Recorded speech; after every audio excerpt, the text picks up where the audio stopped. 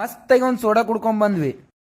ನಮಸ್ಕಾರ ಕರ್ನಾಟಕ. ನಿಮ್ ಸಪೋರ್ಟ್ ಇದ್ರೆ ಏನ್ ಬೇಕಾದ್ರೂ ಆಗ್ಬೋದು. ಯಾಕಪ್ಪ ಅಂದ್ರೆ ನಮ್ಮ ಎಲ್ಲಾ mini vlog 10K plus views ಬಂದದ. ಇದೇ ರೀತಿ ಸಪೋರ್ಟ್ ಮಾಡ್ರಿ.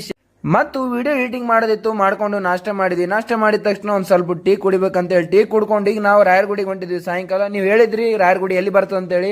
ಇದು ನೋಡ್ರಿ ಗಾಂಧಿ ಚೌಕ್ದಾಗ ವೀರಶೈವ ಕಲ್ಯಾಣ ಮಂಟಪದಿಂದ ಸ್ಟ್ರೇಟ್ ಬರಬೇಕು.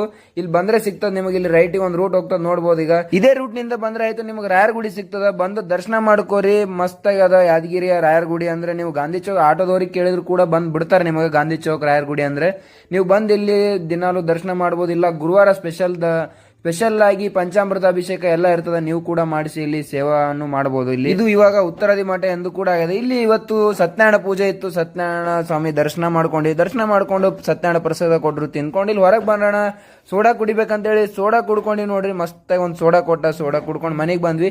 ಈ ವ್ಲಾಗ್ ಮುಗಿಸಮ. ಇಷ್ಟ ಆಗಿದ್ರೆ